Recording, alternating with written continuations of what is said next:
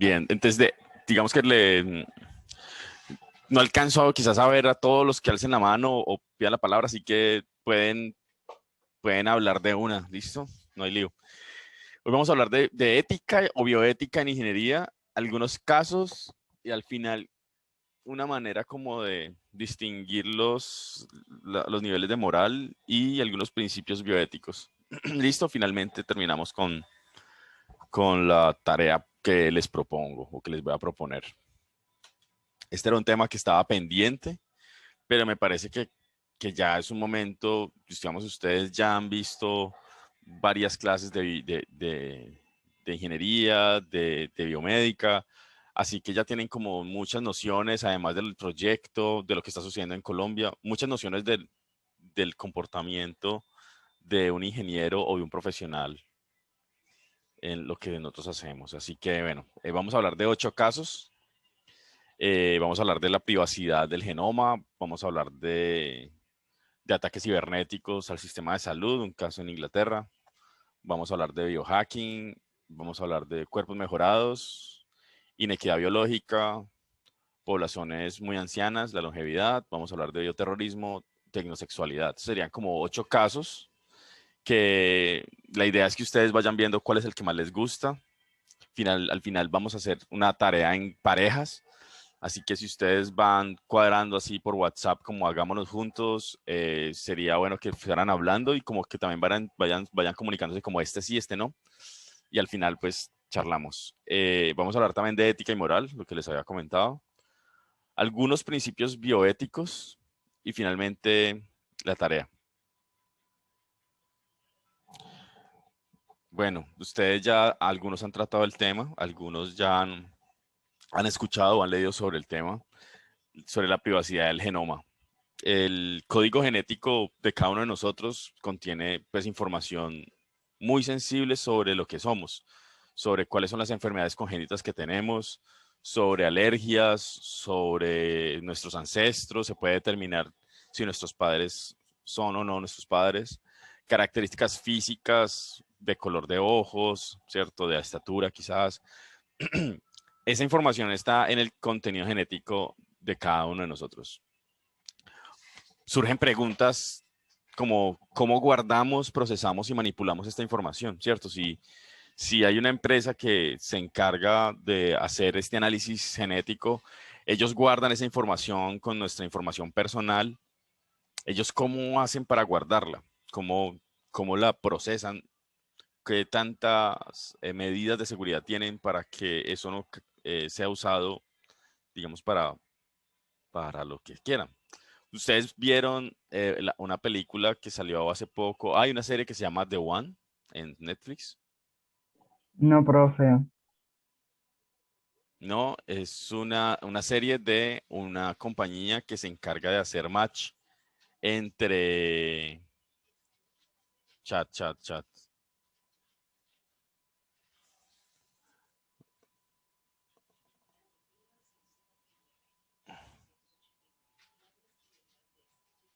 Ah, ya. Uf, fue muy chica. Carol, es que me mandas un mensaje muy largo por el coso, entonces es difícil leerlo así.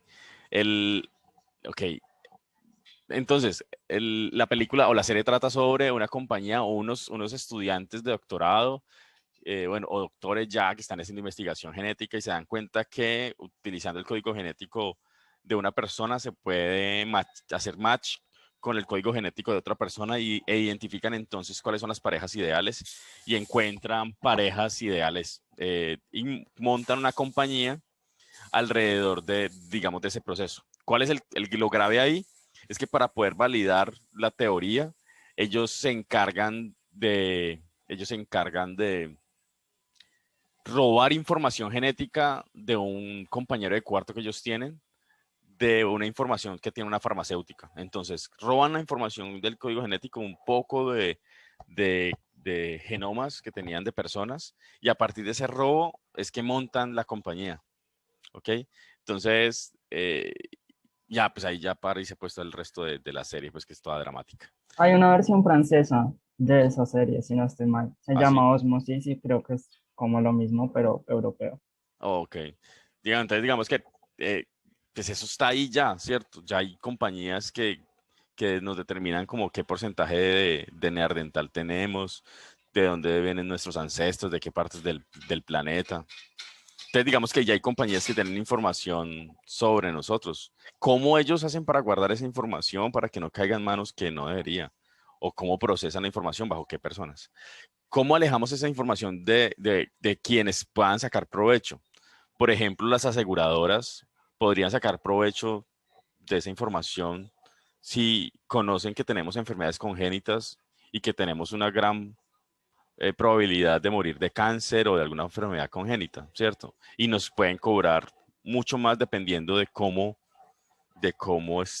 encuentren nuestro código genético. Las farmacéuticas, pues con mayor razón, las farmacéuticas, si tienen la información genética, pueden desarrollar medicina a la medida y cobrar muchísimo por esa medicina, ¿cierto? Pueden sacar provecho de esa información, pueden sacar provecho también de la información que está para validar algunas hipótesis o algunas medicinas o algunos fármacos que ellos desarrollan. Y los terroristas, porque podrían sacar provecho de la información que está en el contenido genético para hacer, de alguna forma, digamos, eh, drogas para atacar cierta población específica. ¿Sí? Entonces sería venenos con una exacta precisión que es diseñada exclusivamente para una persona incluso. En el 2018, GSK, eh, que es una compañía farmacéutica gigante, una de las más grandes del mundo, le pagó una millonada con un contrato con 23andMe, que es una compañía que hace análisis genéticos, para hacer uso de toda la base de datos genética que tenía esa compañía para desarrollar medicinas nuevas. No sé si habían visto eso. Este es un caso, o ha sido un caso pues como importante y sigue existiendo noticias sobre el tema.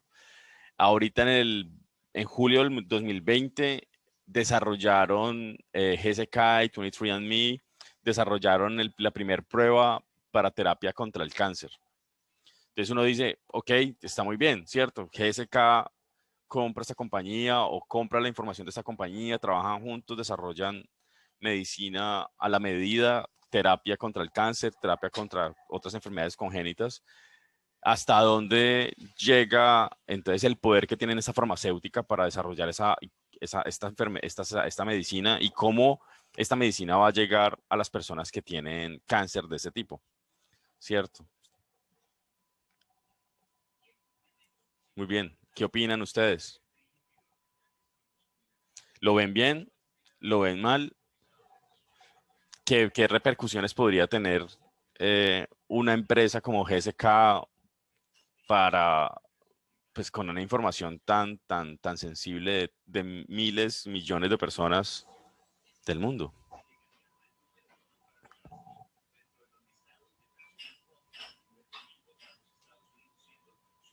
Yo, profe, yo creo que ni siquiera, o sea, la verdad no sé mucho sobre el tema, pero sí considero que el riesgo no está ni tanto en lo que hacen las empresas, sino como los métodos de regulación de este tipo de cosas no van avanzando. Me refiero a las legislaciones por parte de los diferentes estados.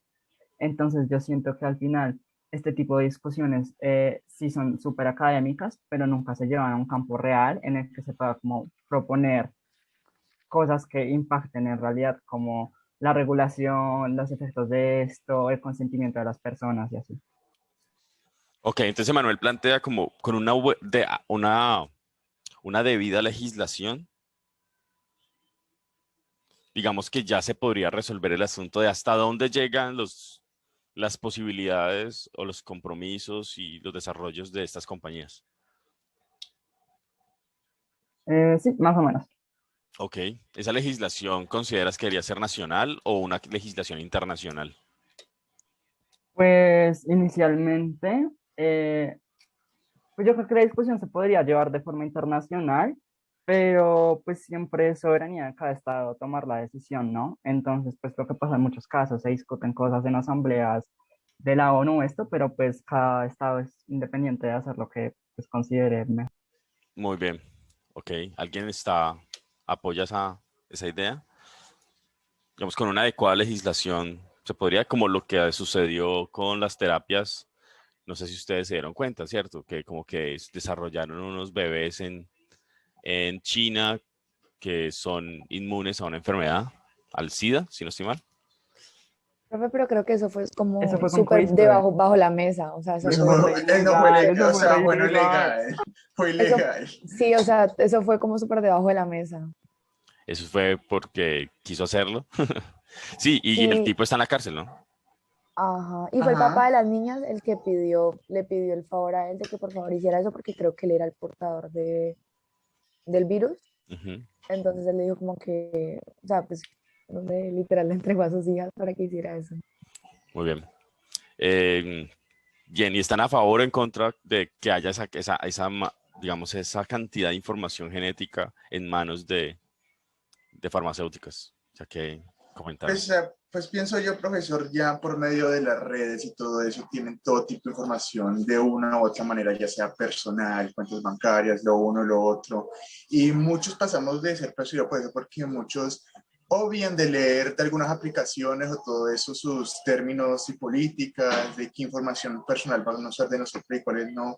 Y a muchos literalmente les da igual eso. Entonces digo yo como que muchos pasan de ser de apercibido de qué tipo de información van a manejar ellos.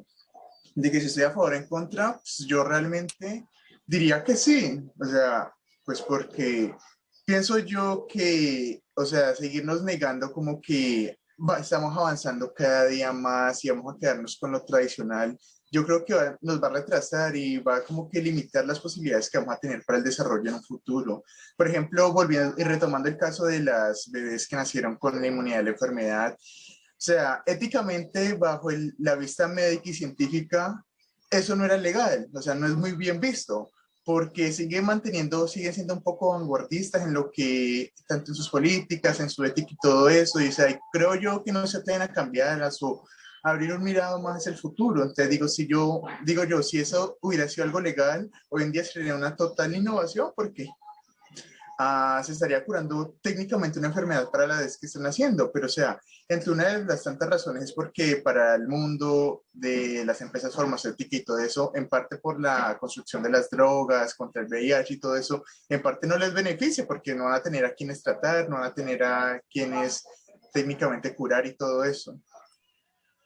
Yo difiero un poco, profe, qué pena, Dale, Manuel. porque en el caso de las bebés de China, la autorización no fue por este tipo de cosas, sino que se sabe que CRISPR aún no debe ser tratado en humanos, porque no se ha logrado de forma correcta que identifique o sea, las partes del genoma necesarias, porque hay muchas partes que son iguales, y él no tuvo en cuenta ese tipo de cosas, no tuvo en cuenta que al quitar el SIDA, las hizo súper propensas a las gripes, a las influencias, y ellas pueden salir a la calle, cogen un resfriado y se mueren.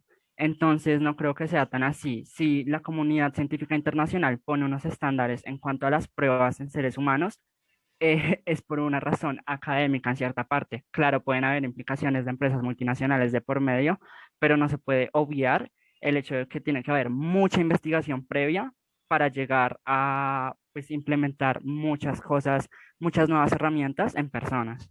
Sí. Digamos, aquí no estamos hablando de manipulación genética. Este punto acá es sobre la privacidad del genoma, sí, más bien. Aquí es que empresas privadas tengan información pública de la ciudadanía.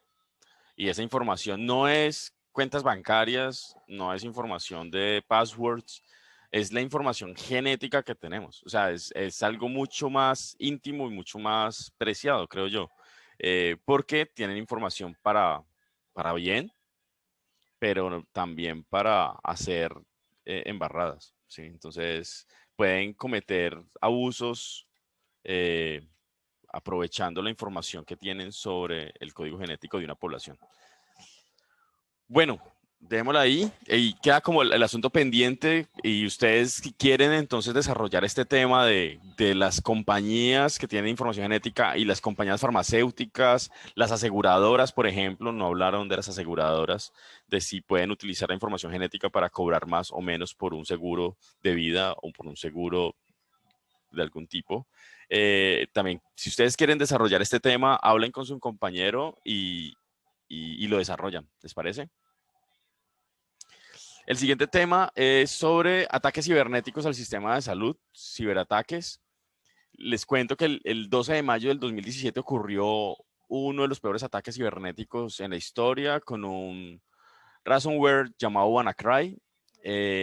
Con este ataque llegaron a 61 hospitales del Reino Unido y al sistema y a los centros del Sistema Nacional de Salud del Reino Unido.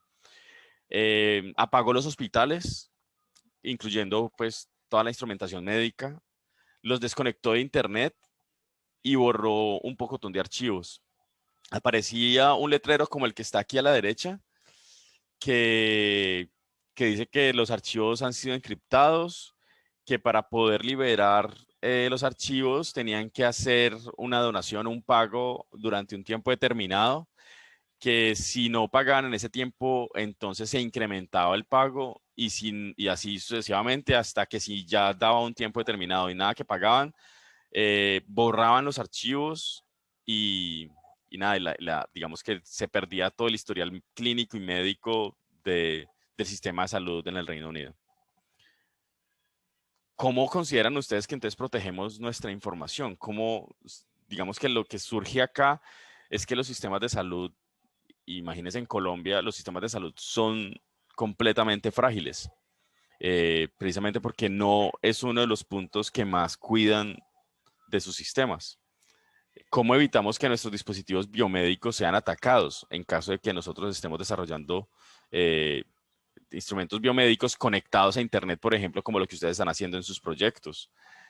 ¿Cómo hacemos entonces para asegurar que la información que nosotros estamos desarrollando nos llegue y sea manipulada por a terroristas que son capaces de aprovecharse de sus capacidades tecnológicas para ganar dinero, para coger poder, para hacer lo que quieran?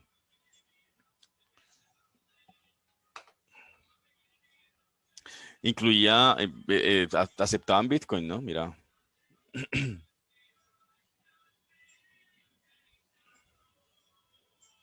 Muy bien, Fue una pregunta, dale, Manuel. pues, es como aparte, pero pues me acabo de acordar. Es que estuve viendo y pues el Bitcoin como que bajó mucho estos días. Y una de las razones fue algo por el gobierno chino y otra fue porque también Elon Musk dijo que ya no se iban a poder comprar pues Teslas con Bitcoin, porque supuestamente contaminan mucho el medio ambiente, pero no entiendo por qué contaminan y quiero saber por qué. Allá, digamos que la cantidad de energía que se utiliza en los grandes servidores de las criptomonedas eh, termina siendo más dañino para el medio ambiente por la cantidad de energía. Pues digamos que en muchas partes del mundo la energía se hace a partir de combustible fósil, carbón, petróleo, gas. Entonces digamos que para poder generar esa energía, para poder que los servidores del mundo estén minando y minando y minando todo el tiempo, para poder sacar criptomonedas, digamos, ese consumo energético es insostenible. Eh, pues ya se han hecho cálculos y la cantidad de petróleo, de gasto de combustibles fósiles que se tiene que sacar para un determinado conjunto de criptomonedas es bestial. Entonces, mientras no encuentren una manera estable, efectiva, equilibrada de hacer minería, no, yo creo que no va a poder, no va a subir, digamos, ya con esos cálculos y con esas declaraciones de gente importante como Elon Musk, yo creo que vamos a ver quizás un desplome continuo de Bitcoin hasta que se encuentre otra manera. Pues, ya están surgiendo pues como otras opciones. Vamos a ver qué pasa. Juan Manuel, ¿sí queda claro? Sí, profe, pues sí Así pensé que en eso, pero es un dije como asunto, que es un no asunto sé de, si sea sí, suficiente. es un asunto de consumo energético, Ya, básicamente. listo, gracias. Sí. Muy bien, listo. Entonces, queda esta idea. No sé si ustedes también vieron hace un tiempo Netflix a través como que, bueno, no sé si es el mito, a través de una bombilla IoT, una bombilla inteligente, se dio como una puerta trasera para hacer un ataque cibernético a Netflix. No sé si ustedes recuerdan, hace unas semanas Anonymous atacó la página de la Presidencia de la República, la página del Ejército Nacional, por ahí. Me parece que alguno de los ministerios, no sé si Mindefensa. Digamos, la Universidad Javeriana es atacada continuamente por personajes de distintos lugares del mundo. Es decir, los ataques cibernéticos son muy comunes. A nosotros nos atacan, de vez en cuando a ustedes los atacan y el sistema de alguna forma repele esos ataques cibernéticos. Pero digamos, la información que tenemos, ya ahora sí personal, no solamente es código genético, sino personal, que está en las historias clínicas, que está en los bancos, pues tiene una fragilidad brutal. Entonces ustedes como ingenieros deberían considerar, bueno, cómo se hace para proteger esa información, cómo hacer para que los dispositivos no sean tan frágiles, que no sirvan como de puerta trasera para los sistemas de información de las clínicas, de los sistemas de salud. Ese es un punto. De nuevo, si les interesa el tema y quieren desarrollarlo, lo pueden, ahí está, aquí hay un enlace, digamos, aquí hay un enlace, esta presentación ya está subida ahí en el Teams, entonces ustedes simplemente dan el enlace, leen el estudio, lo que sucedió pues en ese momento y ya la noticia. No sé si se vieron esta película o esta serie, yo creo que es una serie en Netflix también, Biohackers, ¿la vieron? No. No. Pues, se la recomiendo. No, yo me la vi. ¿Sí? Sí, sí. Trata como de unos pelados que ingresan a la universidad, como siempre, pues apenas ingresan a la universidad, y son como ustedes, pues que están ingresando a ingeniería biomédica y ya son genios, o sea, ya llegan al primer semestre y ya saben, ya lo saben todo, ya saben más pues que los profesores y que los investigadores más duros. Entonces trata sobre digamos, este tipo de proyectos biotecnológicos que se pueden hacer incluso en casa.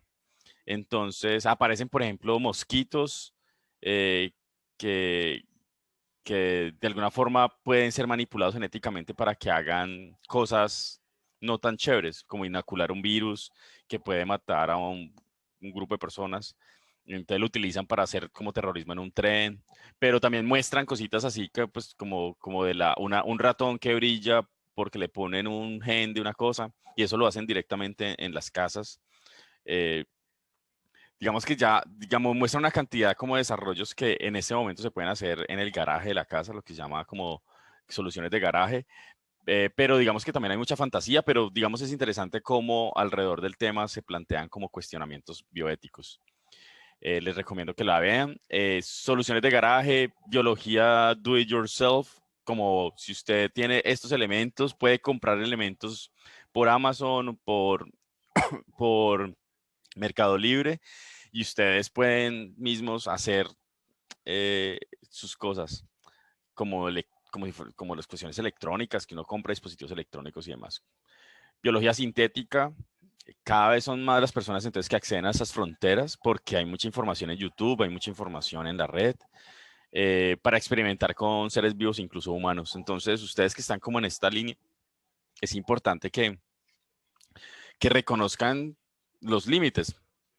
¿Hasta dónde es la innovación?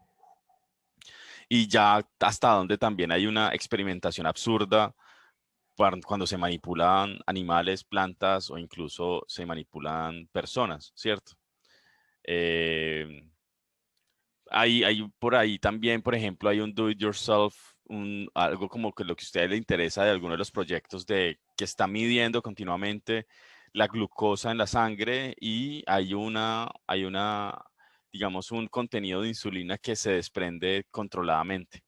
Digamos que ya hay, digamos, ese tipo de dispositivos do it yourself que ustedes pueden buscar. Y este enlace de We Are Not Waiting es precisamente sobre ese tema. Es un páncreas artificial para diabéticos que no tiene permiso digamos, del gobierno norteamericano, pero que aparece en Internet y cualquier persona entonces finalmente puede hacerse un páncreas artificial para controlar su enfermedad. Entonces aparecen en el mundo, en Internet, una cantidad de cosas que ustedes pueden llegar a hacer para digamos, para hacer cosas en su cuerpo, para mejorar la salud, para mejorar su bienestar, pero que no son avaladas por sistemas académicos, científicos, que no son avalados por los gobiernos. ¿Cómo regular entonces y asegurar que esas soluciones do it yourself, hágalo en casa, hágalo en su garaje, hágalo en su cocina, son adecuadas? Donde las medidas de esterilización no son adecuadas, donde el instrumental médico no es el adecuado, donde no hay las medidas de seguridad por si ocurren situaciones graves. Entonces, ¿cuál es el límite? Precisamente, ¿cuál es el límite de qué se puede y qué no se puede?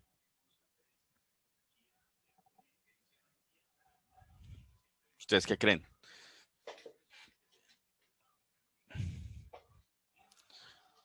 ¿Hay un límite o no hay un límite para esto? Ustedes que están ahí como en esa, en ese campo de batalla, ¿no? Porque ustedes son estudiantes de ingeniería electrónica, biomédica, que están con la tecnología ahí en sus manos, con la posibilidad de comprar dispositivos. Algunos de ustedes ya lo hacen, por ejemplo, para sus proyectos de semestre, y que esos proyectos pueden estar relacionados precisamente con medición de variables que se pueden chuzar y que pueden entonces buscar sangre y hacer jugar con sangre para ver si tiene suficiente contenido de glucosa.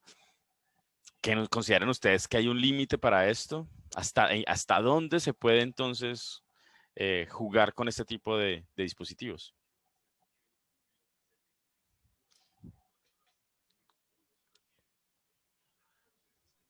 Profe, ¿me confirma si me escucha bien, por favor? Te escucho bien.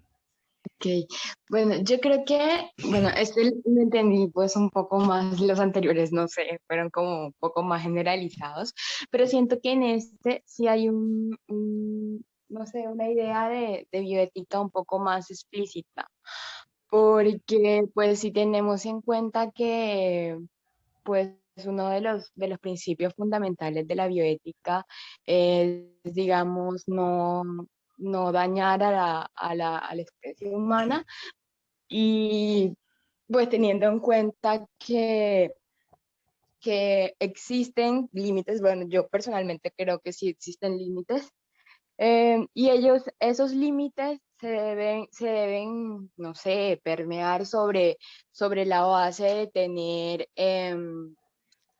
conciencia sobre los daños, sobre las modificaciones que se pueden hacer. O sea, si bien tenemos mucha información a disposición para crear, digamos, no sé, algo que pueda ser súper novedoso y pues desde cierta perspectiva útil, bueno, que solucione problemas, también se tiene que tener en cuenta los parámetros, como lo mencionaban mis compañeros hace un momento, lo que establece en los parámetros científicos internacionales, donde pues ellos se han construido bajo la base de tener pues en cuenta las leyes naturales, las leyes de la vida, lo que es posible, lo que se puede, y pues sobre todo lo que no va a generar ningún tipo de daño pues a toda la humanidad. Entonces, pues más que eso, creo que hay mucha información, pero debería ser regulada. Entonces, pues ahí podría plantear el límite de la regulación de la información. Entonces, bueno, esa es mi apreciación. Ya, pero digamos que aquí estamos, Carolina, en lugares inhóspitos del conocimiento, ¿cierto?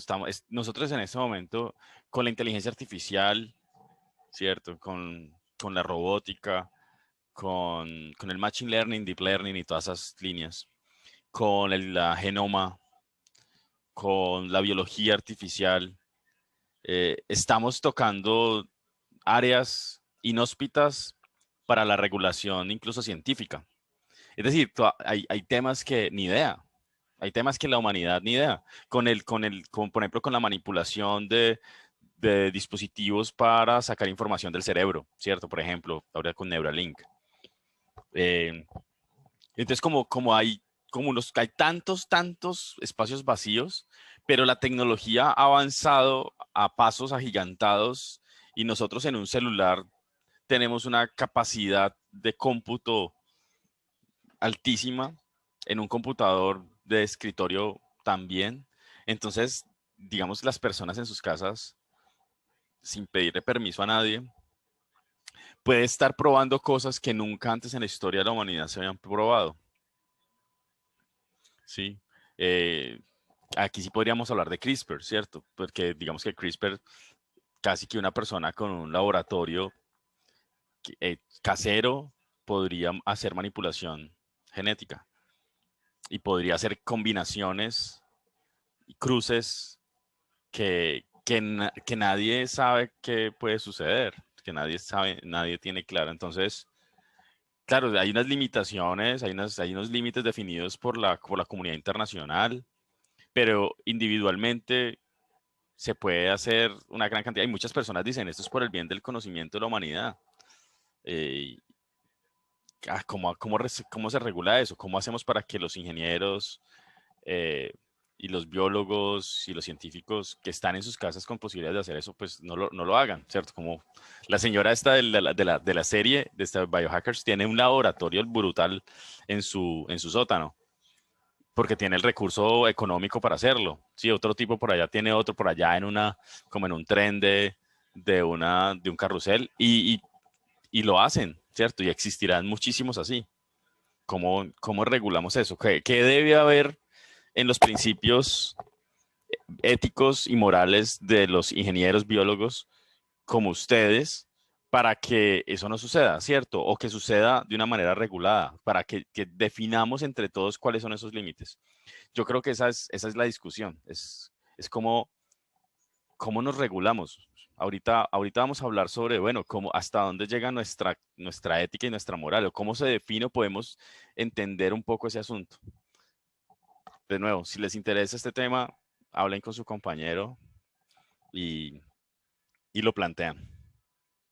Muy similar a este es lo de los cuerpos mejorados, ¿no?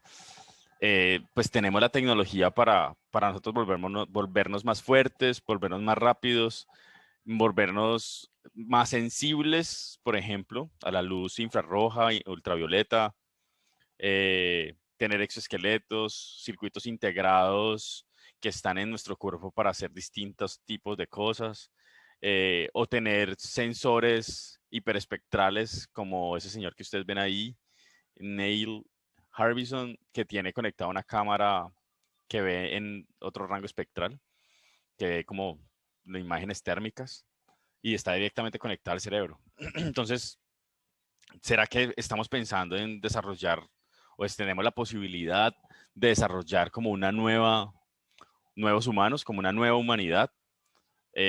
De tal forma que, por ejemplo, conectado con el código genético, tengamos la posibilidad de desarrollar nuevas capacidades a partir de la manipulación genética con unas repercusiones durísimas. ¿Existe un límite también? O sea, ¿cómo definir esas barreras? Los límites que planteamos ahorita también valen acá. ¿Existe un límite para hacerlo, para ver hasta dónde puedo yo manipular mi cuerpo? O hasta dónde podemos manipular el cuerpo de otros, como a dónde manipulamos el cuerpo, por ejemplo, de los soldados que están en guerra, en batalla. ¿Cierto? Si le ponemos cámaras infrarrojas directamente al cerebro de los soldados, entonces será que bueno, obviamente van a tener unas ventajas frente al otro. Debemos establecer ese límite, o ustedes consideran que la libertad individual prevalece y esa libertad individual pues debe permitirle a cualquier persona afectar su propio cuerpo como quieran.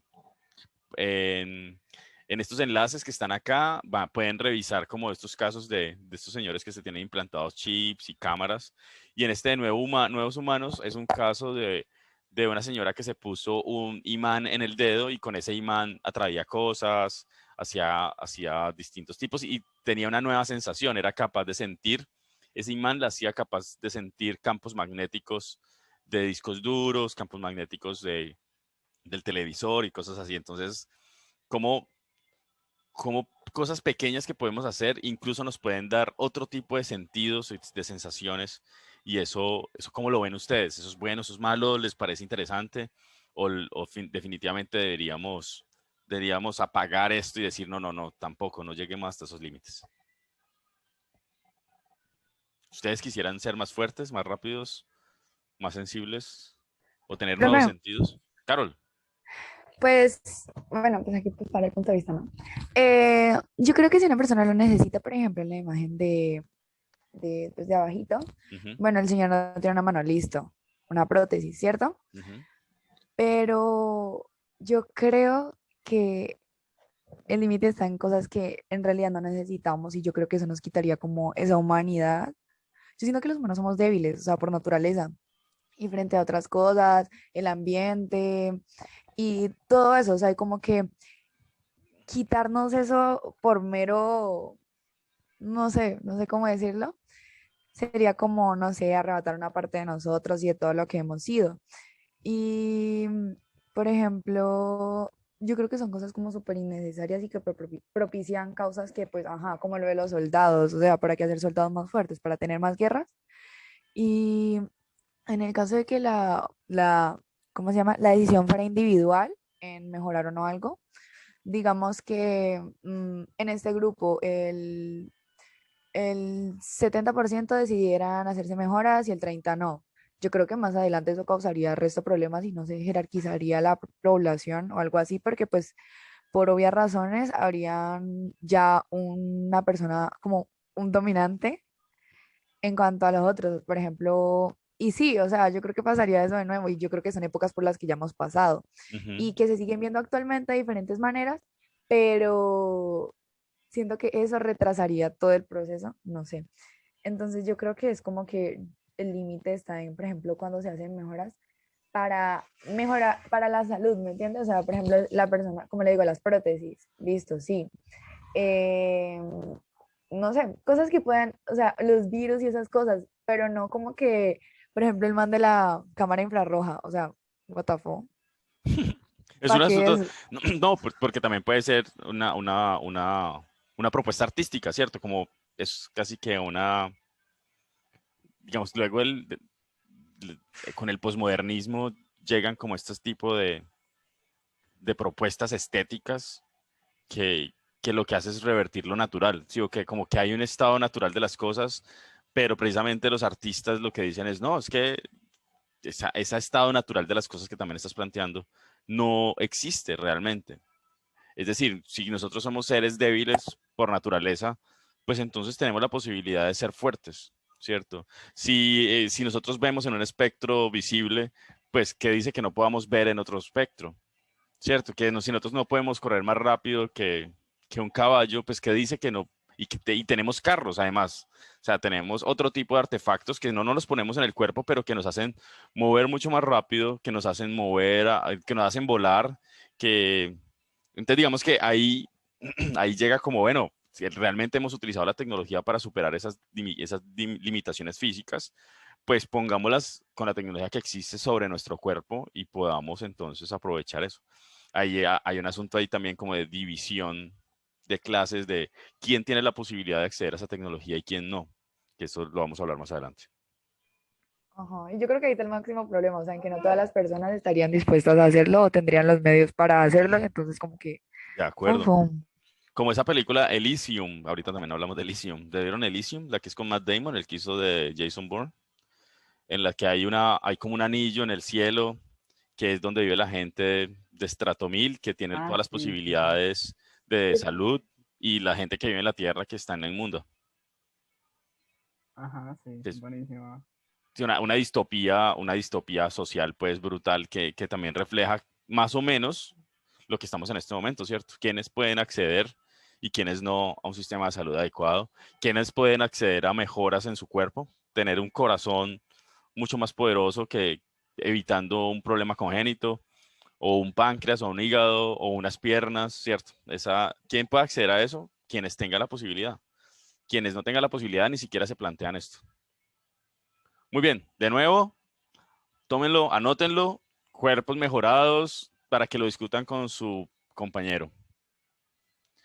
Bueno, aquí llegamos precisamente a Elysium, donde ella es como la presidenta de Elysium, como la primer ministro, y dice que ayudar a los ilegales es un crimen, y se le quita la ciudadanía de Elysium.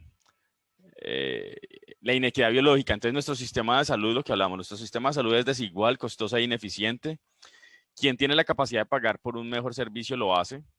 Quienes tengan, ustedes de acá, quienes tienen medicina prepagada, ¿cierto? La mayoría de nosotros tienen post, que es obligatorio, pero además del postpago hay una medicina que se llama prepagada, que se paga una cuota adicional mensual por un grupo familiar y que usted puede acceder, digamos, a especialistas directamente, puede acceder a servicios de urgencias en muchas clínicas, las mejores y tal.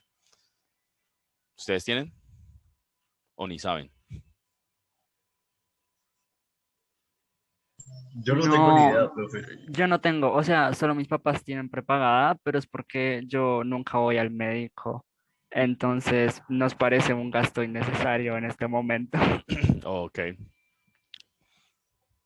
Ni idea. Ok, yo creo que algunos de ustedes deben tener y eso se convierte como en un sistema de salud desigual, ¿cierto? Quienes tienen la posibilidad de pagar un sistema de salud prepago, pues tiene muchísimas mejores condiciones. Cuando llegan a una clínica, digamos, nosotros tenemos prepagada y cuando llegamos a una clínica tenemos salas especiales, tenemos atención mucho más rápida, podemos llegar a cualquier sitio y de una vez tenemos incluso salas de urgencias particulares para los de prepagada, donde están gente atendiendo en unas situaciones pues, de calidad mucho más apropiadas que los otros. Los hospitales públicos donde llegan todas las personas son aterradores, son terribles, no hay espacios, no hay trato. Entonces, digamos, esa desigualdad en el servicio de salud que se presta a la población de un país da muestras de la inequidad y la injusticia social que ocurre en ese país, creo yo. Mi opinión es que todos deberíamos recibir, sin importar el dinero, sin importar el estrato, sin importar cuánta posibilidad tenga, deberían recibir la misma calidad de salud. No me parece que sea un asunto de comunismo o socialismo, creo yo que es una cuestión de humanidad. Pero no es lo que hay. Nosotros tenemos otro asunto, la inequidad entre pobres y ricos, digamos, es brutal. Hace que las diferencias entre los países ricos y pobres del mundo, incluso la expectativa de vida sea casi que de 20 años, de África, por ejemplo, respecto a Europa. Entonces, digamos que hay unos países que están por allá en medias de 50 años, hay otros países que están por encima de los 70. ¿Sí? Esas diferencias en expectativa de vida es como si tuviéramos países que están en el siglo XVIII, XIX, hay otros países que están en el siglo XXI. Colombia, creo yo, está en el siglo XX todavía. Si consideramos entre los temas anteriores, solo los más ricos tienen acceso a los mayores adelantos. Entonces, con lo que hemos hablado antes digamos, de código genético, de esa información genética de las personas, de acceder a mejoras para el cuerpo, pues entonces, de nuevo, quienes tengan posibilidades como los tipos de Elysium, quienes tengan la posibilidad de pagar, pues lo pagarán. Y quienes no, pues no podrán acceder a estos sistemas de salud. ¿Cómo hacemos ustedes que son ingenieros electrónicos, ingenieros biomédicos que estarán ahí en el frente de batalla? ¿Cómo hacemos para reducir estas brechas? ¿Ustedes consideran que es un asunto solamente de política pública o es un asunto también tecnológico? ¿Cómo innovamos en soluciones para todos? Lo que hemos estado haciendo, lo que hemos estado discutiendo, los proyectos de semestre, de tratar de comprender las dinámicas o las problemáticas de estos sectores no privilegiados y tratar de llevar soluciones. Fue mi chica. De tratar de llevar soluciones apropiadas para estos territorios. Yo creo que es la manera como evitamos que las diferencias económicas terminen siendo diferencias biológicas. Entonces se habla de brechas digitales, se habla de desigualdad y ahora último, entonces se empieza a hablar de diferencias biológicas, de brechas biológicas. ¿Cómo la ven? Hola Camila Rojas, ¿cómo estás? Hola, profe, bien, gracias a Dios. Uy, no suenas como tan bien, pero bueno, no sé si te ahogaste o te dio tos. No, bro, es que hoy no, hoy me amanecí súper enferma. ¿Verdad? ¿Tienes qué? Hablando aquí de enfermedades también. ¿Tienes No, amigdalitis? ¿Qué es lo que tienes? no sé, profe, es que ay, Es que hace como 2 semanas fui a entregar mercados, entonces no sé si me contagiaron de COVID. Y ya te hicieron prueba, tienes que ir al médico, ¿no? Tienes que... Sí, me hice la prueba, pero me salió negativa. Me dijeron que me volviera a hacer la prueba el viernes a ver qué. Ajá. Ujú.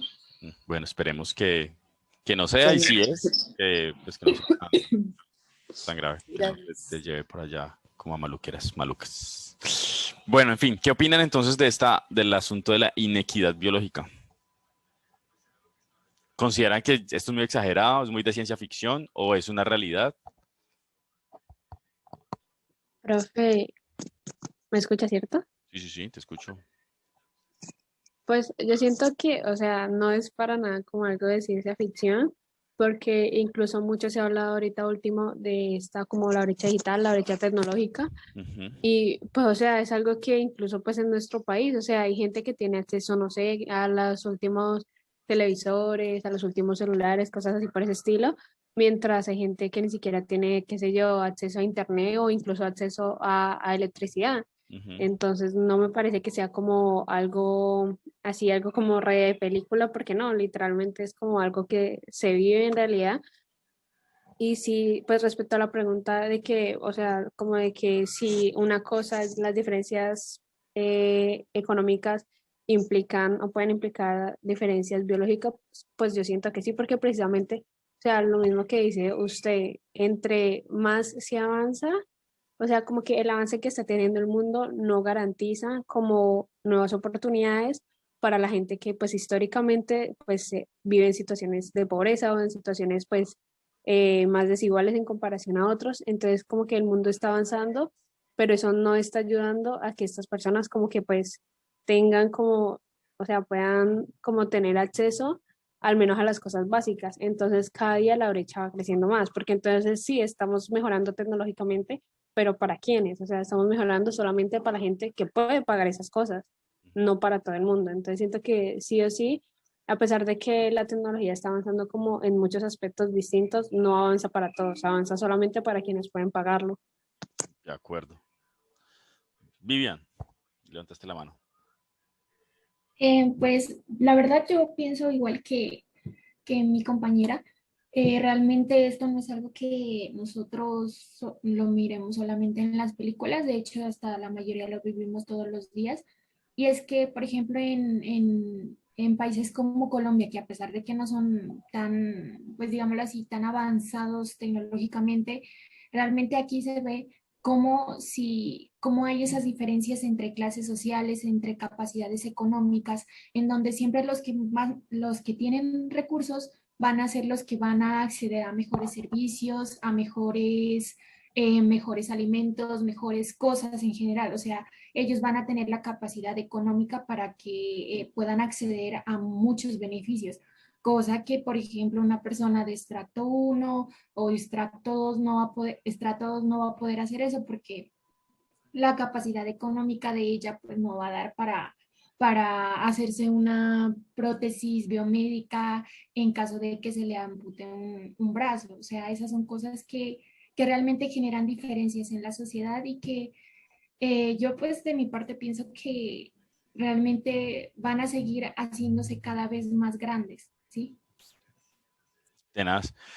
No vayamos muy lejos, por ejemplo, con la vacunación contra el COVID, ¿cierto? Quien tenga el dinero, pues se va en un vuelo a Florida, se pone la A New vacuna York. o a Nueva York, a cualquier lugar de Estados Unidos donde estén vacunando a los visitantes, se ponen la de una dosis, la de Johnson y Johnson, y se devuelven. Cierto, no tiene que ser el más rico del mundo, ¿no? O sea, yo creo que con 5 millones de pesos que tenga en el bolsillo se puede ir, pero ¿quién tiene 5 millones en el bolsillo para ir? No es toda la población de Colombia, ¿cierto? Entonces, digamos que ya solamente con acceder a las vacunas ya hay diferencias o hay posibilidades que benefician a quienes tengan el dinero. De nuevo, es como el beneficio de la sociedad versus el beneficio individual. Yo creo que estamos en una sociedad donde se beneficia mucho también como al individuo frente al resto. Denise. Bueno, como ya lo habían dicho antes, pues creo que la brecha de la desigualdad está muy marcada. O sea, como en este caso de la salud, pues es que es muy difícil en Colombia. Entonces, es por ejemplo, si comparamos a una persona, no sé, de clase media con un niño de la comunidad Guaíba en La Guajira, ahí vamos a encontrar una diferencia muy marcada, Ujú. porque ese niño va a tener desnutrición, porque allá no hay agua. Entonces es una cosa muy complicada y como decía Cami, o sea, el avance, yo siento que el avance no es avance si solo avanzamos para una pequeña parte de la población. Y me parece que para poder solucionar este tipo de cosas debe ser como una solución integrada de muchos sectores de la sociedad. Creo que básicamente eso es lo que nosotros hablamos en nuestra clase de salud pública, es integrar muchas cosas porque, por ejemplo, esto de la salud no es simplemente no estar o sea, el carecer de enfermedad, sino que hay muchos factores que influyen aquí. Entonces, pues todo esto de la inequidad biológica no me parece algo muy alejado de pues, de la realidad, porque en realidad es algo que vivimos.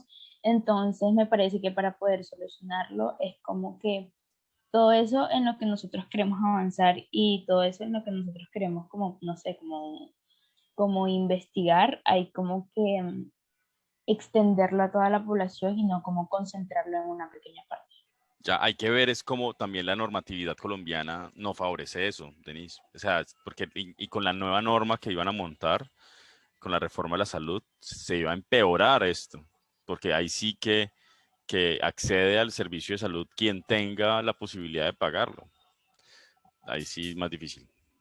Bueno, de nuevo, si les interesa el tema, ya saben, anótenlo, lo discuten con su compañero y hacen el trabajo sobre inequidad biológica, que es un tema que agrupa gran parte de los temas que ya hemos hablado. Bueno, otro asunto, digamos que no termina siendo tan bioético, pero que es un asunto que definitivamente nos va a afectar y que va a afectar y que está afectando gran parte de los países del mundo, es el incremento en la expectativa de vida de la población humana, ¿cierto?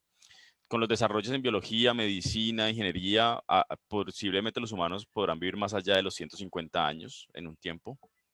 Eh, en el futuro seremos más y más viejos. Esto tiene implicaciones de todo tipo, porque digamos que el sistema de salud posiblemente se volque hacia cuidar de los ancianos. Entonces, digamos que los tratamientos, ustedes mismos están en proyectos, el proyecto este de medir la tensión arterial en ancianos, que no es igual digamos que el tipo de instrumentación que se requiere a los ancianos no es lo mismo que para la población joven. Entonces, digamos que eso va a volcar entonces un poco el sistema de salud hacia los ancianos, que es lo que está ocurriendo en Singapur, en Japón, ¿cierto? Algunos países europeos. Eh, entonces, ¿será que la población joven será suficiente para soportar la producción mundial? Digamos, ¿cuáles serían entonces digamos, los compromisos? ¿Cuáles serían los derechos? ¿Cuáles serían los mismos? Hay una cantidad de preguntas ahí sobre, bueno, si vale la pena, cómo mantenernos saludables, que valdría la pena preguntarnos, ¿cierto? Como que hasta dónde es adecuado favorecer la salud humana a costa de una calidad de vida, por ejemplo, ¿cierto?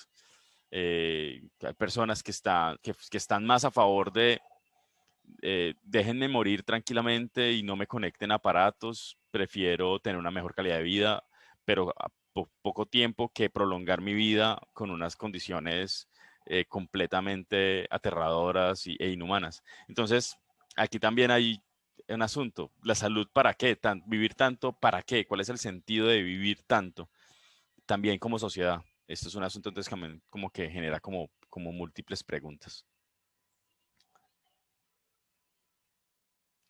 Hay un tema muy importante, yo creo que ahorita con esta guerra que se está llevando, por ejemplo, en la Franja de Gaza, donde por posiciones políticas, económicas, religiosas, pues se pelean, o lugares como en Colombia, donde hay conflictos internos, en África, en los Balcanes, eh, pues digamos los desarrollos tecnológicos también son posibles de usarse para hacer ataques químicos, biológicos, muy específicos, como decíamos antes. La posibilidad, por ejemplo, de hacer manipulaciones genéticas en casa, desarrollar mosquitos, desarrollar eh, bacterias, desarrollar virus a la medida que está ahí, al alcance, ¿cierto?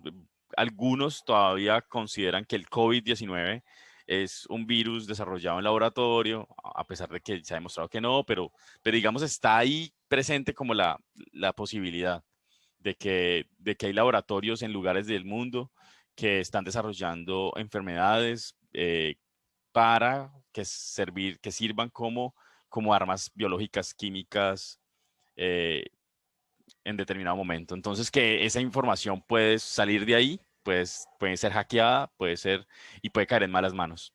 Considerando las posibilidades que ofrece, por ejemplo, la nanotecnología y la nanorobótica, también podríamos tener, digamos, ataques de distinto tipo, ¿cierto? Que no podamos ni siquiera ver. ¿Cómo defendernos de estos ataques? ¿Cómo prevenirlos? Eso pues, y precisamente justo ahora que estamos en Colombia, aunque en Colombia todavía peleamos como a piedra y a bala, agua contra piedra, piedra contra bala, Colombia, hasta en eso estamos como en el siglo pasado. ¿Consideran ustedes que debería ser un tema de discusión en ingeniería biomédica, ingeniería electrónica?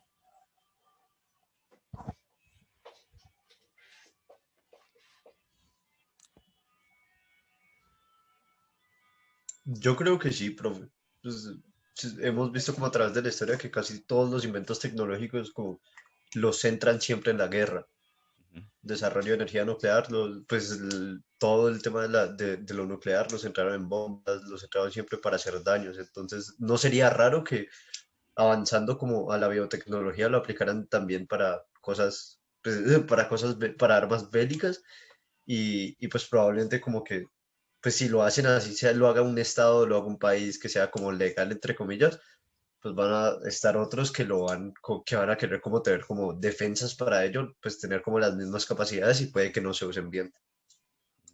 Sí, a mí me parece que terminamos como en una guerra fría sin fin, en la que cada nación, cada estado termina mostrando sus dientes y terminas mostrando como sus posibilidades de aniquilar al otro. Así, en ese proceso de aniquilar al otro, terminan aniquilándose ellos mismos, ¿cierto? Es como tenemos la posibilidad de oprimir un botón que sale un misil con una ojiva nuclear y si esa vaina explota en un lugar determinado, pues los otros van a defenderse y termina siendo un ataque continuo que puede masacrar a miles y millones de personas, lo que está ocurriendo en la Franja de Gaza, ¿cierto? Entonces, el bioterrorismo también va a ser parte de esa guerra fría, de ese, usted es mi enemigo y yo le muestro lo que yo tengo estas posibilidades, eh, a ver, muéstrame sus cartas, ¿sí o qué? Incluso le muestro mis cartas y en ese juego de mostrarse los dientes, terminamos la ciudadanía y los otros países ahí como en la mitad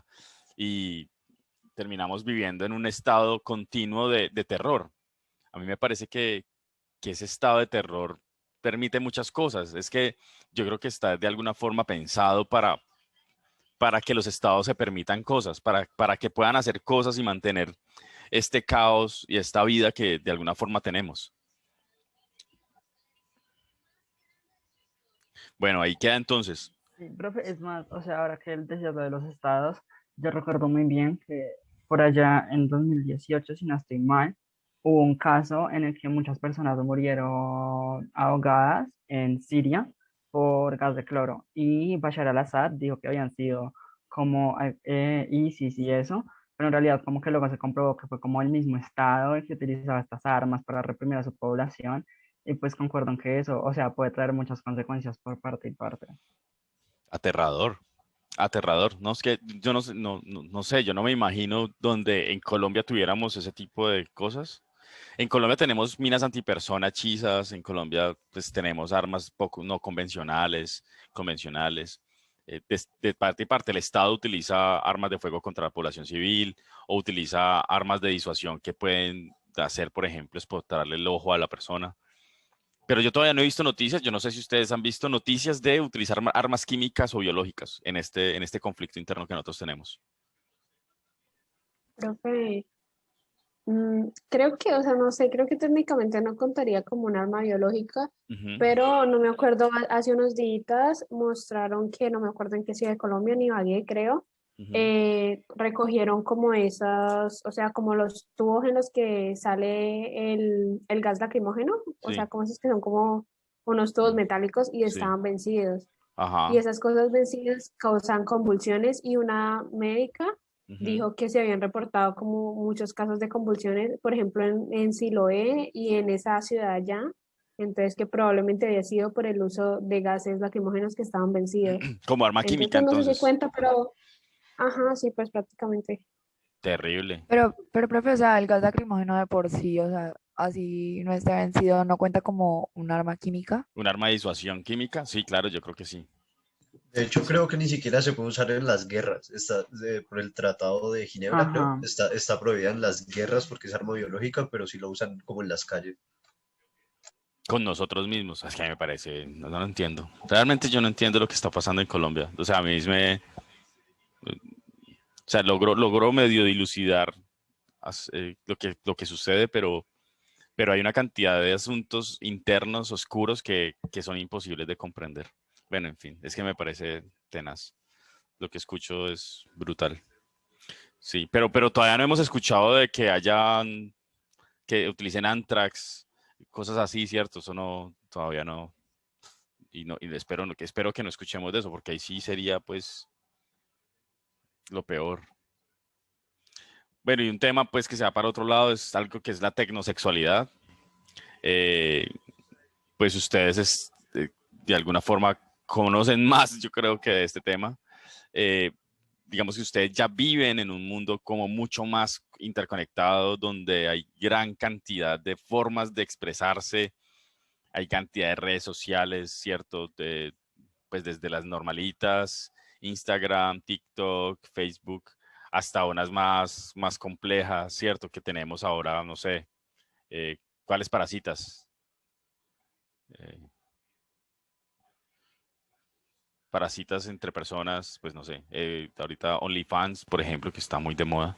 Bueno, entonces abrazos a distancia, porno, hay juguetes sexuales manipulados a distancia, hay muñecas sexuales, todo eso existe ya. Entonces, ahí dentro de poco entraremos a algo que se llaman interfaces ápticas y es como a la distancia podemos sentir también, transmitir sensaciones como color o tacto, calor o tacto. eh, digamos, ustedes pueden imprimir ustedes pueden tener una impresora 3D y en esa impresora en 3D pueden hacer impresiones de partes del cuerpo. Eh, en el 2030 se supone que va a haber preferencia por encuentros sexuales a distancia. Las personas van a preferir entonces tener encuentros sexuales a distancia. Para el 2050 se plantea que va a haber una preferencia por sexo con robots. Entonces los robots van a llegar a ser tan humanizados que pues van a ser unos juguetes sexuales de altísima tecnología. Eh, ¿Ustedes qué opinan sobre esto? ¿Qué sucederá entonces con las relaciones interpersonales? Ya en Japón ya estamos viviendo algo de lo que podremos llegar a vivir en otro tipo de sociedades, donde los jóvenes prefieren vivir solos e incluso aumentando los índices de suicidio precisamente porque no hay muchas relaciones interpersonales, ¿cierto? Las personas en Japón, algunos se casan con celulares o con avatars. ¿Cómo asegurar que no haya daño a la integridad de las personas si las mismas personas pueden desarrollar sus propios artefactos, por ejemplo, sexuales, llegar a construir máquinas que, que violentan contra la misma salud de la persona? Entonces, esto también abre otra, digamos, otra área eh, de la misma naturaleza humana y que también tiende a ser manipulada, ¿cierto? Es que yo creo que la tecnología es tan tenaz, si lo que está por encima de esto, los intereses que hay por abajo son económicos y no humanos, pues entonces digamos que los intereses humanos se caen solamente sobre asuntos como muy de lo profundo de la humanidad. La vida, la muerte, la sexualidad, ¿cierto? El poder. Entonces, digamos que en esos intereses individuales, pues cae todo lo bueno y lo malo. Esta línea de la sexualidad, pues es un área que hace parte de nuestra vida humana y que seguramente está siendo afectada por la tecnología. ¿Qué opinan ustedes? Tinder era la que estabas pensando, Tinder, la de las... Pues, profe, mire que lo que usted decía, pues lo del 2050 y eso me hace acordar a una película que yo me vi hace resto de tiempo, que se llama Inteligencia Artificial. No sé si alguien la ha pillado. Y pues en esa película, literal, pues el protagonista es un niño, bueno, que es un robot, y que él aspira, así como imagínense la historia de Pinocho, pero con tecnología. Ujú. Y pues hay otro, el que lo acompaña es un prostituto, es como un robot eh, que solo con el objetivo de pues complacer sexualmente a las personas. Y pues hay muchísimos lugares, en la película muestran muchísimos lugares así, personas desesperadas afuera de estos lugares solo por estar con ellos y que los buscan y es como acosar robots o inteligencias artificiales y cosas así. Ujú. Entonces, y creo que y pues yo he visto películas donde ni siquiera, así como pues el de la imagen, creo que hay una película de un señor que se casa como con una muñeca así de tamaño real y ni siquiera es como un robot, es una muñeca y el señor literal la llevaba a toda parte y hablaba con ella y yo creo que eso puede pasarle, o sea, la mente de nosotros es muy débil y hay muchas personas que tienen como, no sé, bueno, pues en la película mostraban bien eso. Él literal se casó con ella y decía que la amaba y peleaba, tenía peleas con ella y era una muñeca, ni siquiera era un robot, era una muñeca. Entonces yo creo que eso sería como peor, o sea, como que mentalmente para las personas De sería acuerdo. redenso, o sea, si no tienen una buena, ¿cómo se llama eso? Eh, Como estabilidad emocional. sí, exacto, estabilidad emocional, van a buscar el cariño hasta en eso. Claro. Sí, además con la tecnología, pues cada vez los robots terminan siendo más humanizados, con una mayor capacidad de lenguaje, entonces, pues, más aún, ¿cierto? Sí, profe. Y por ejemplo, mire que en esta serie Black Mirror, Ujú. en cuanto usted decía que, pues, cómo controlar eso, o sea, de que las personas no estén como, pues, no sé, se pierdan en esas cosas, porque pues literal se pueden alejar muchísimo de la realidad solo por eso. Y es como que, por ejemplo, en Black Mirror, cada capítulo es distinto, ¿no? Pero, por ejemplo, cuando muestran el tema de San Junípero, que es como un cielo, y por ejemplo, las personas que están más ancianas las dejan ir cierto tiempo allá, y es como que eso es súper controlado, porque ellos dicen que las personas, si están mucho tiempo allá, pueden quedarse, perderse, o sea, demencia, cosas así. Ujú. Entonces, yo creo que si eso fuera todas esas cosas no fueran como que yo pudiera hacerlo en mi casita, sino que se distribuyeran con una empresa o algo así, que, que fueran controladas de esa manera, no sé, con tiempos o cosas así, no sé. Es que no sé. Oh, bien complicado porque si lo puedes hacer vos, si la tecnología existe, simplemente es hacerlo y ya. Emanuel. Vale, pues, o sea, digamos, a mí, respecto a relaciones interpersonales y cómo mejoramos las habilidades blandas y eso, sí me parece preocupante, pero desde el aspecto del sexo como sexo, no me parece nada grave, la verdad. Yo siento Ujú. que el concepto de sexo ha cambiado mucho y ha evolucionado a algo en el que ya no se ve como una necesidad reproductiva, sino Ujú. que es algo que tú haces por placer y no le veo nada de malo a que se generen otras formas de tú satisfacer, pues, esta necesidad de placer. Ahorita, digamos, el tema de las muñecas y eso, hay literalmente vitrinas en Holanda en las que las mujeres se muestran y se prostituyen al mejor postor. Entonces, si eso ya es algo como súper bajo, que la dignidad humana no tiene cabida ahí, entonces como que también veo como, pues si hay otras formas que afectarán a muchas menos personas y tú vas a satisfacer tu placer, pues también me parece una opción viable. O sea, respecto al sexo, la verdad no le veo nada de malo, pero pues sí sé que tiene una connotación negativa en el impacto de la salud mental de las personas a largo plazo. Y también de la sociedad en el largo plazo. Digamos, si se disminuyen las relaciones interpersonales, pues digamos, ¿cómo vamos a hacer crecer o mantener la población? ¿Cierto? Porque, digamos, entonces ya la población se va a envejecer precisamente porque ya no va a haber relaciones entre parejas para poder tener hijos. Entonces los hijos van a ser, ¿cómo? In vitro, todos. Entonces ya vamos a llegar a un punto en el del mundo feliz, en el libro este del mundo feliz, donde el Estado es el que se encarga de hacer los bebés in vitro. Entonces yo creo que es difícil. Denise.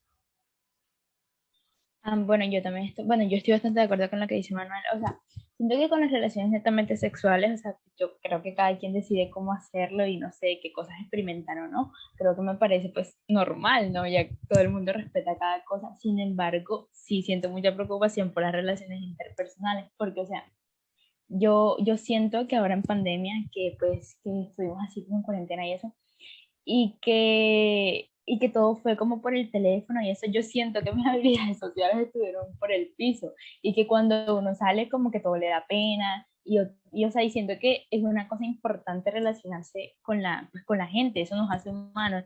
Entonces como que sí me genera como cierto conflicto eso de la gente que se casa con, no sé, con una muñeca inflable o algo así, porque yo siento que cosa, o sea, algo que nos hace humanos es poder relacionarnos, es poder ser sensibles como a lo que diga el otro, a lo que siente y a nosotros también poder sentir. Entonces yo no siento que haya como ese mismo sentimiento como por algo que no, o sea, como que no es recíproco. Entonces se me hace como muy, no sé, me genera conflicto. Es bien, bien complicado. Hay tendencias en las que las personas no se consideran de la especie, ¿cierto? Hay relaciones interespecie o una persona se puede considerar gato, ¿cierto? Y entonces hay una cantidad, en la sexualidad, en las relaciones interpersonales, hay un espectro tan amplio en este momento que le añadimos variable tecnología, explota, o sea, esta vaina se va a la porra, ya nos jodimos, o sea, como que fue pucha, ya lo que está, todas las opciones están posibles, desde quedarte vos en casa y tener solo relaciones a través del mundo digital, casi que en un mundo tipo Matrix, hasta hasta ser explotado sexualmente a través también de sistemas cibernéticos, ¿cierto? Como ahorita pues los chats en vivo eh, también hacen parte como de eso, de cómo toda la tecnología se aprovecha precisamente para sacarle provecho es que a nuestra condición de seres humanos, que son nuestra condición animal, porque no es nuestra condición espiritual y tal, no, es nuestra condición de humanos. Juan. Profe, es que ahorita que Carol mencionó lo de Black Mirror, Ujú, me acordé que hay un episodio que ilustra perfectamente lo que estamos hablando. Se ujú. llama Striking Vipers y es sobre dos amigos que uno le regala un videojuego al otro, ¿no? Y Ajá. es tipo, el videojuego es tipo, no sé, Mortal Kombat, Ah, sí. pero que entran en interfaces donde pueden sentir todo, o sea, entran por completo. Ujú. Y uno es o sea, los dos amigos tienen sus esposas y todo, y en el videojuego uno Tiene es sus una mujer y otro avatars. es un hombre, ajá, y Ajá. terminan teniendo relaciones en el videojuego. Y Sí. cada que se conectan se vuelven adictos a eso, y cuando sale, claro, Se, es re loco se porque vuelven locos. rompe por completo la realidad y de lo que es real.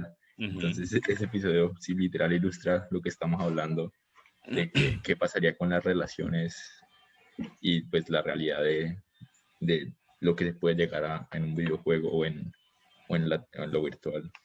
Muy bien. El- no, es que Black Mirror toca precisamente, casi que cada capítulo de Black Mirror toca elementos de cómo la tecnología nos ha afectado o nos puede llegar a afectar a un nivel tal que genera unos universos distópicos muy, muy tenaces. También está el de este que se le muere el esposo, me parece que hay uno que se le muere el esposo, lo pide por servientrega pues a una empresa y le llega un paquete así de un robot que tiene la misma forma, la misma personalidad y todo. Es, es muy complicado. Muy bien, listo. Saben, si les gusta el tema, hablen con su compañero, compañera y trabajan el tema en el informe. Bueno, hay un tema aquí muy sensible sobre ética y moral.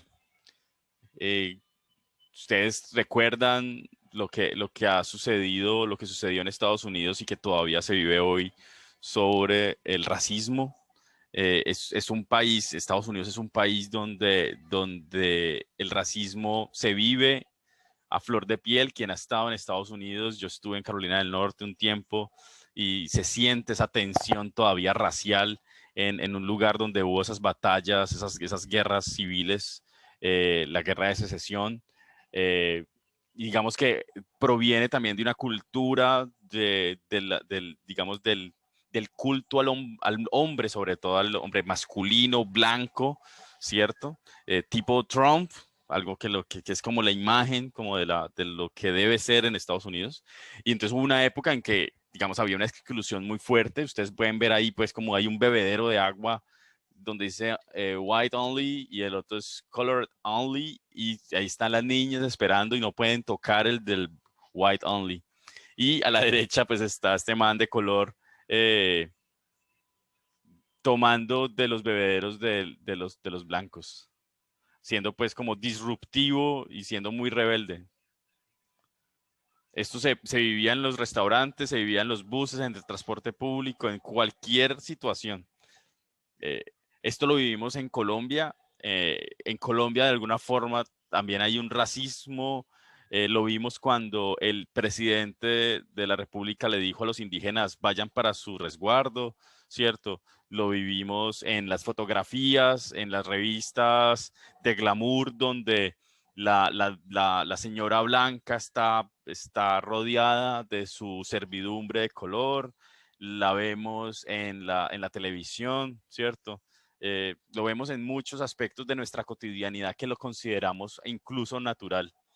Bien, entonces esto nos debe conflictuar porque lo que es normal hoy, lo que es asumido como normal hoy, mañana no lo será, ¿cierto? Y vamos a ver, en ese mañana vamos a ver lo que hacemos hoy como algo completamente ilógico e irracional. Entonces la ética y la moral tiene que ver mucho con lo que estamos viviendo hoy y cómo entendemos digamos, la condición de vida y las relaciones interpersonales hoy, pero que posiblemente mañana ya no lo sean. Un asunto típico es el cigarrillo. Antes el cigarrillo era promovido como bueno para la salud. Incluso los doctores recetaban fumar cigarrillos para mejorar la salud del sistema respiratorio, ¿cierto? Entonces, ustedes ven propagandas en internet, propagandas de esa época, donde están los doctores fumando cigarrillo y promoviendo el uso del cigarrillo, y el cigarrillo era como una condición de glamour y en todo lugar se fumaba, pero luego entonces eso se convirtió en tabú y ahorita el cigarrillo es visto como algo que mata, ¿no? Y las cajas de cigarrillo pues muestran esas imágenes tan terribles de cáncer, de personas demacradas y completamente llevadas. Entonces, ¿cómo el cigarrillo se ha transformado durante un tiempo corto, relativamente corto, en pasar a ser una imagen de estatus y de glamour a ser una imagen de algo terrible que enferma y que mata?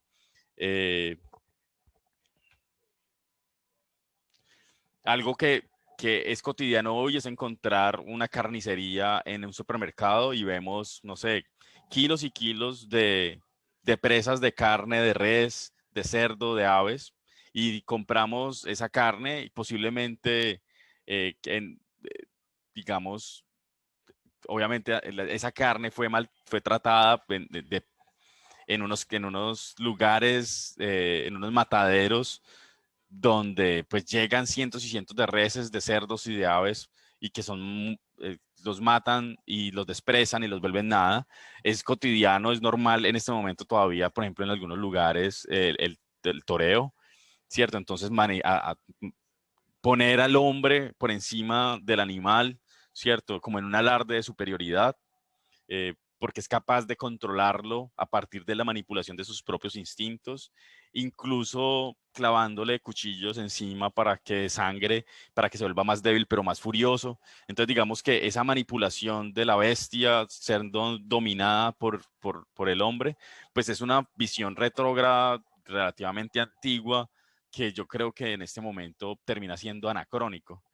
Entonces, digamos, en un futuro, o incluso para algunas personas hoy, ver un espectáculo como una carnicería termina siendo algo grotesco, ¿cierto? Algo del pasado.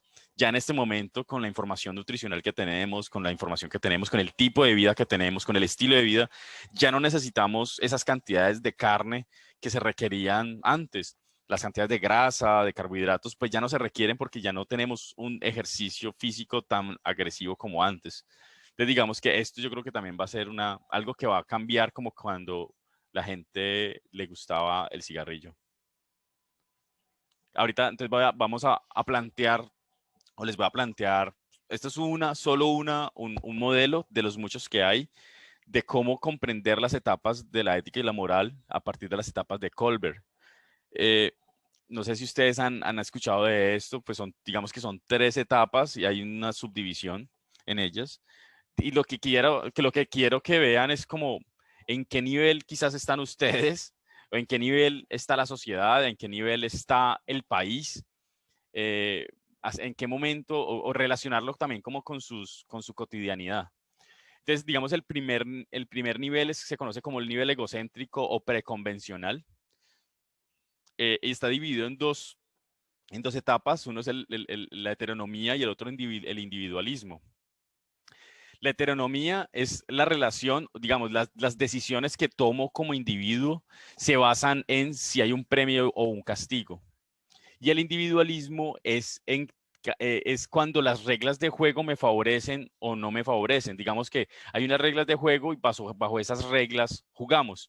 Este primer nivel es el nivel infantil. Es como, bueno, un niño actúa de acuerdo a si va a recibir un castigo o un premio, si va a recibir un helado o le van a dar una pela, ¿cierto? Esa es como la acción de un niño que todavía no ha desarrollado su moralidad.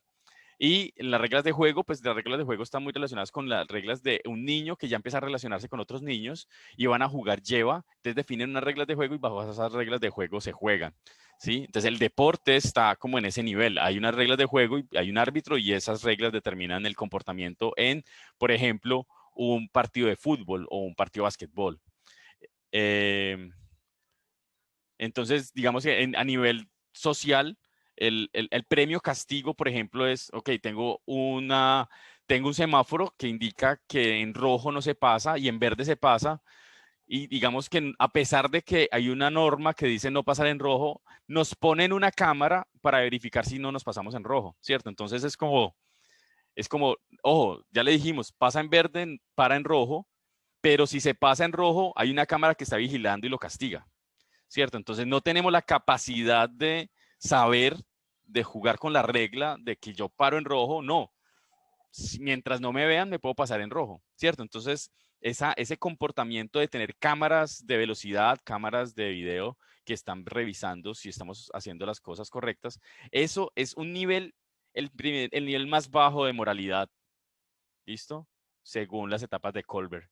Ustedes pueden pensar entonces, fue puchica, aquí en Cali, donde hay cámaras en todo lado, ¿cuál es el tipo de comportamiento moral y ético que tenemos en una sociedad como la caleña, donde tenemos cámaras por todo lado porque la gente no respeta los semáforos?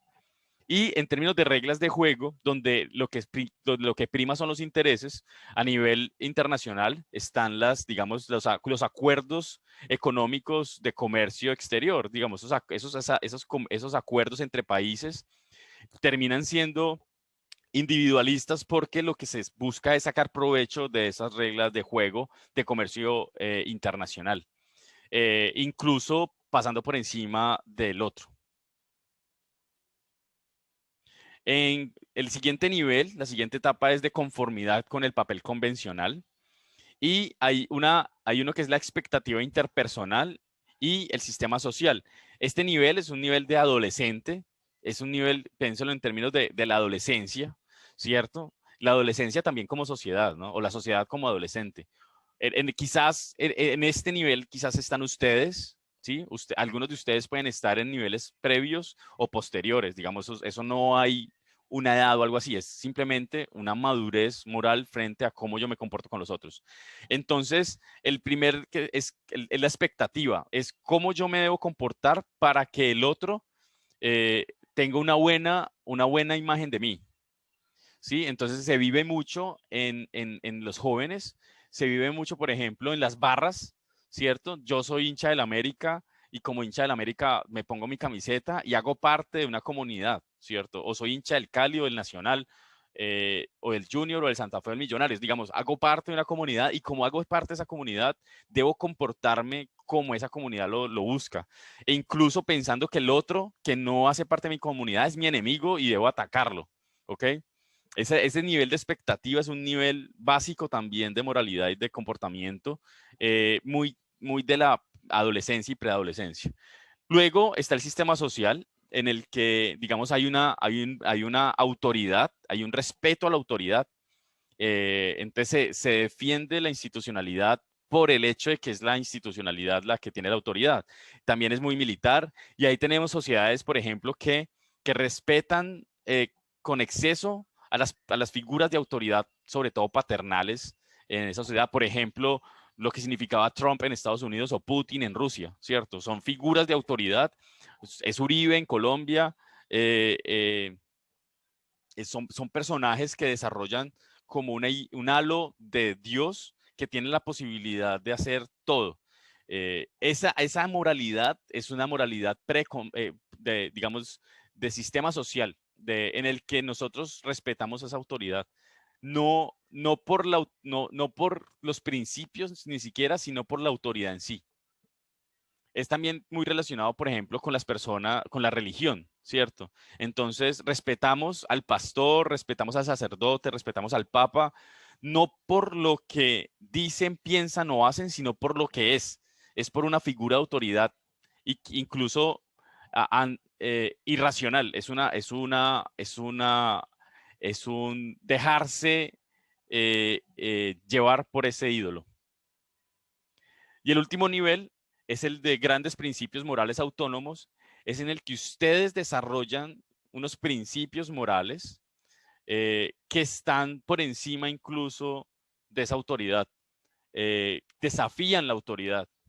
Entonces está el contrato social y cuyo máximo exponente, digamos, son los derechos humanos, ¿sí? Entonces los derechos humanos digamos, en este nivel de moralidad, a nivel humano, por ejemplo, a nivel de mundo también, los derechos humanos están por encima de todo, incluso por encima de las naciones, ¿cierto?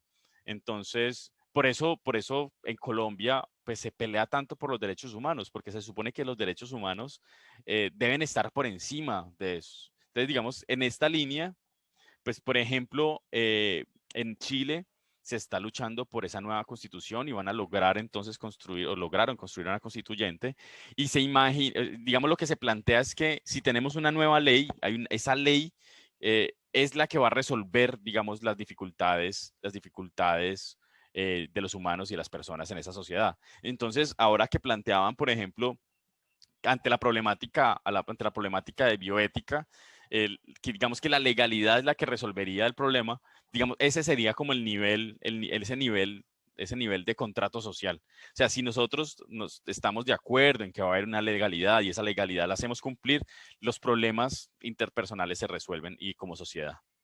Y el último nivel es de principios éticos, es en el que consideramos que todos los humanos debemos respetarnos, que somos iguales, y que, digamos, no debe privilegiarse ninguna comunidad frente a otra, ninguna persona frente a otra. Es un nivel de respeto e igualdad, ¿cierto? Es un nivel máximo también incluso a nivel espiritual y religioso, muy relacionado como con los ideales de muchas de las religiones, de amar al prójimo sobre todas las cosas, ¿cierto? De igualdad incluso con la creación. Entonces, ahí estamos, Colombia, pues, en un nivel muy, muy bárbaro, porque ustedes no sé si alcanzaron a ver ahora, Colombia negó la posibilidad de que la Comisión Interamericana para los Derechos Humanos visitara Colombia para revisar si se están violando o no los derechos humanos. O sea, ya Colombia como nación negarse a esa visita respetuosa de los derechos de quienes revisan los derechos humanos. Por ejemplo, el Human Rights Watch, que es un ente fiscal internacional de derechos humanos, pues se pronuncia frente a lo que sucede en Colombia y Colombia niega completamente, digamos, los informes que Human Rights Watch hace, que los consideran, digamos, en contra precisamente de los principios políticos y sociales de Colombia. Pues eso ya es como un nivel muy, muy tenaz, porque ya Colombia ni siquiera llega a nivel de contrato social, ¿cierto? Como nación. Entonces, pues esto lo pongo acá también como para que ustedes le den como ese sentido de ética y moral soportado sobre las etapas de Colbert a la discusión que están dando.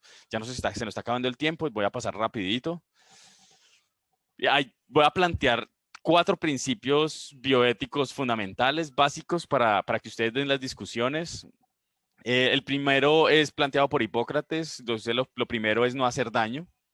¿Sí? Entonces, primum non nocere. Y el otro es de Banner Potter, digamos un científico, un académico que ha trabajado mucho sobre la bioética y dice que la bioética tiene por objeto enseñar a usar el conocimiento en el campo científico-biológico amparado en los principios éticos.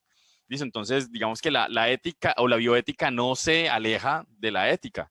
La bioética está precisamente soportada sobre los principios éticos, solamente que está en el campo científico de lo biológico. Y los principios serían los siguientes. El principio de autonomía es asegurar el respeto de la voluntad de quien participa en las investigaciones clínicas. ¿Listo? Entonces, la autonomía indica si una persona quiere participar o no en un experimento o una experiencia clínica. Eso se conoce como consentimiento informado. El consentimiento informado es un documento que cada persona debe registrar, debe leer, en el que se explica exactamente qué se va a hacer en el experimento clínico y debe decidir si participa o no. Esa es la autonomía. La beneficencia es la que busca maximizar los beneficios y minimizar los riesgos en las experiencias biológicas, biomédicas, clínicas y demás. Entonces, frente a lo que ya hemos hablado sobre algunas situaciones que nos pueden poner como en una situación de crisis bioética, pues verificar si las personas están actuando de manera responsable, si va a haber un beneficio y si el riesgo es mínimo. Lo otro es la justicia. Se debe repartir los riesgos y beneficios con imparcialidad. Se espera que no haya una población privilegiada que se beneficie de, digamos, los estudios clínicos donde otras personas van a verse afectadas. Y el último es la ausencia de daños, muy relacionado con lo que planteaba Hipócrates, es la obligación de no producir daños intencionalmente.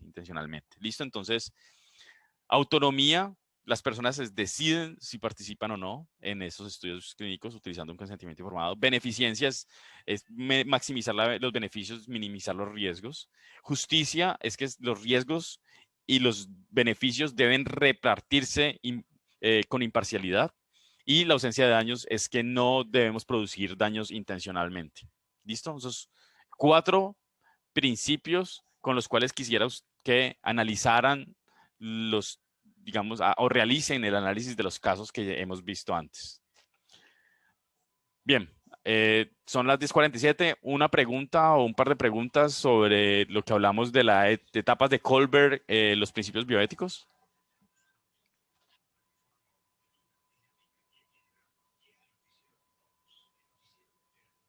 ¿Todo bien? Listo, entonces voy a plantear la tarea. Muy bien, la tarea es un informecito, un escrito corto, ¿ok? Es un escrito corto, ya saben pues que tengo un poco de informes todavía por leer. La idea es que sean de grupos de 2, por ahí me dijeron que un grupo de 3. Grupo de 3 entonces es un poquitico más largo porque para la dinámica se complica un poco. Listo, entonces grupos de 2 estudiantes revisan los casos, los revisan, los analizan, los estudian, los discuten, escogen uno y lo anuncian por el grupo de WhatsApp. ¿Listo? Para que no haya como tanto sesgo, porque digamos que hay 8 casos, pueden haber más o menos unos 15 grupos, más o menos. Entonces, para que no haya mucha repetición en uno de ellos. Entonces, se reúnen, revisan, discuten, escogen uno de los casos y lo preparan. Muy bien, ¿cómo se prepara? ¿Qué debe llevar el escrito más bien? Debe llevar el caso que ustedes escogieron, describen el caso, como de qué trata el caso, plantean unas preguntas o dilemas que quieran responder, de las preguntas así como las que yo ponía en azul, y discuten a la luz de las etapas de Kohlberg y de los principios bioéticos. ¿Listo? O sea, cada uno de ustedes tiene una posición. Ojo, no quiero que ustedes en el grupo tengan la misma posición. Sería muy, muy interesante si hay 2 posiciones encontradas. Es más, así no tengan esa posición, para el ejercicio del escrito, pueden decidir que van a tener 2 posiciones encontradas, mucho mejor, para que haya una discusión. Y finalmente concluyen. Muy bien, la discusión, lo que quiero que quede en el escrito, y quiero que sea relativamente claro, y si no me entienden, si no soy suficientemente claro, me lo preguntan, es, la discusión será a modo de diálogo. Es decir, Vivian se hace con Joan, ¿listo? Por decir algo. Entonces Vivian arranca escribiendo una posición frente a la desigualdad biológica. Vivian dice, la desigualdad biológica, como todas las desigualdades, es inevitable porque no tenemos una sociedad moralmente superior. Entonces, digamos que Vivian plantea que es inevitable la desigualdad biológica. Entonces dice, Vivian, dos puntos, plantea el párrafo, yo planteo, discuto que la desigualdad biológica es inevitable. Luego Joan toma ese texto que envió Vivian y escribe, Joan plantea que la desigualdad biológica, por ser inevitable, debemos legislar para que no sea cada vez más marcada, ¿cierto? Para ello deberíamos construir una normatividad. Existe cierta normatividad. Ustedes pueden buscar la normatividad que hace que la brecha biológica no exista. Y se plantea ahí. Luego Vivian retoma ese texto que Joan planteó y dicen Vivian, dos puntos, y hace de nuevo un párrafo de respuesta al de Joan. Y así pueden hacerlo un par de veces, de tal forma que al final el texto es un diálogo entre Joan y Vivian sobre el tema de discusión.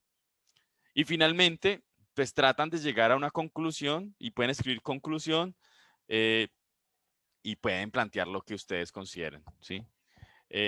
No sé si es claro el ejercicio que creo que hagan. Es primera vez que lo voy a plantear, pero me parece que como no tenemos el tiempo para, digamos, para presentarnos, sería muy interesante que por lo menos entre ustedes hubiese una discusión en el que se plasma en un escrito a través de un diálogo.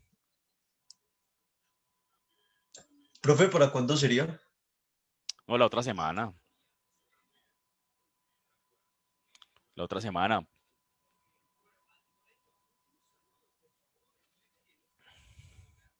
Entonces me dicen a través de WhatsApp como cuál sería el grupo, dan la discusión y me dicen también qué temas van a trabajar para que todos veamos qué temas se van a trabajar.